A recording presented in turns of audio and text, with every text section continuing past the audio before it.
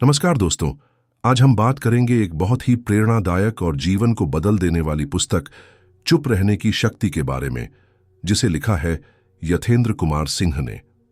यह पुस्तक हमें बताती है कि चुप रहना सिर्फ मौन रहने का नाम नहीं है, बल्कि यह एक शक्ति है जो हमारे जीवन को संजीवनी शक्ति दे सकती है। चुप रहने की शक्ति का सारांश हम इस वीडियो में जानेंगे। यह पुस्तक मनोविज्ञान, समाजशास्त्र और जीवन के वास्तविक पहलुओं को समझने में हमारी मदद करती है। यथेंद्र कुमार सिंह ने इसे लिखकर हमें एक अनूठा संदेश दिया है कि जब हम अपनी भावनाओं, विचारों और शब्दों पर काबू पाते हैं तो हम आत्मनिर्भर और संतुलित हो सकते हैं। चुप रहने का महत्व। कितनी बार ऐसा होता है कि हम गुस्से में या किसी उत्तेजना में बिना सोचे समझे कुछ कह देते हैं, जिसका बाद में हमें पछतावा होता है। लेखक ने इसी विषय पर विचार किया है कि कैसे चुप रहकर हम अपनी भावनाओं पर नियंत्रण पा सकते हैं। चुप रहने से हमारी मानसिक स्थिति बेहतर होती है और हम अधिक संतुलित होते हैं। यथेंद्र कुमार सिंह के अनुसार चुप रहने से हमें खुद को समझने का मौका मिलता है और इससे हम अपने अंदर की आवाज को सुन सकते हैं। चुप रहने से मानसिक शांति। चुप रहने से मानसिक शांति मिलती है। हमारी दैनिक जीवन की दौड़ धूप, कामकाजी दबाव और रिश्तों की उलझने हमें अक्सर मानसिक तनाव का शिकार बना देती हैं। लेखक का मानना है कि जब हम कुछ समय के लिए चुप रहते हैं तो हम खुद को और अपनी परिस्थितियों को बेहतर ढंग से समझ सकते हैं। पुस्तक में उदाहरण के तौर पर कहा गया है कि जब हम चुप रहते हैं तो हमारी सोच में स्पष्टता आती है और हम अपनी समस्याओं का हल ढूंढने में सक्षम होते हैं। सुनने की शक्ति। यथेंद्र कुमार सिंह कहते हैं कि चुप रहने का एक अन्य लाभ यह है कि हम बेहतर तरीके से सुन सकते हैं। जब हम चुप रहते हैं तो हम दूसरों की बातों को ध्यान से सुन पाते हैं। इससे न सिर्फ हमारे रिश्ते बेहतर होते हैं, बल्कि हम अपनी समझ को भी विकसित करते हैं।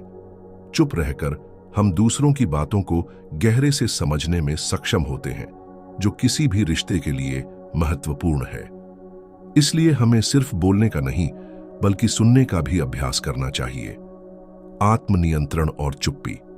यह पुस्तक आत्मनियंत्रण के महत्व को भी उजागर करती है।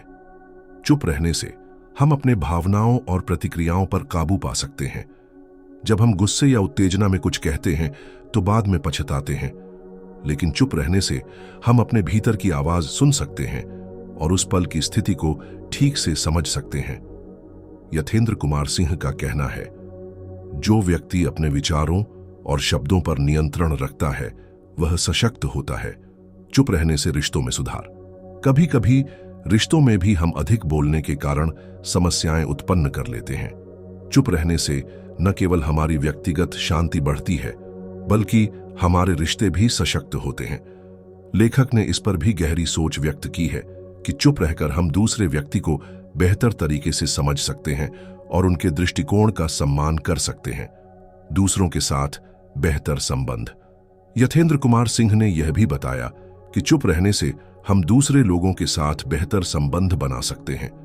कभी कभी जब हम चुप रहते हैं तो सामने वाला व्यक्ति समझता है कि हम उसका सम्मान कर रहे हैं और उसकी बातें सुन रहे हैं।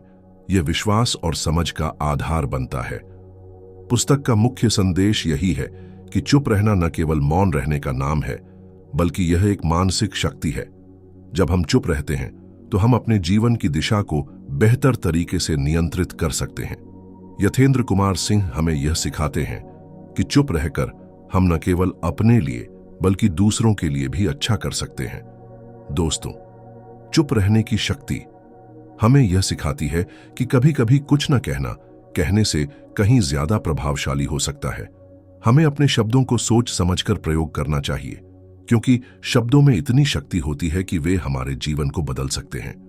तो इस पुस्तक को पढ़ने के बाद आप भी अपनी चुप रहने की शक्ति को पहचान सकते हैं और जीवन को और बेहतर बना सकते हैं। आपको यह वीडियो कैसा लगा? कृपया कमेंट करके बताएं और अगर आपको पसंद आया हो तो इसे लाइक और शेयर जरूर करें। धन्यवाद।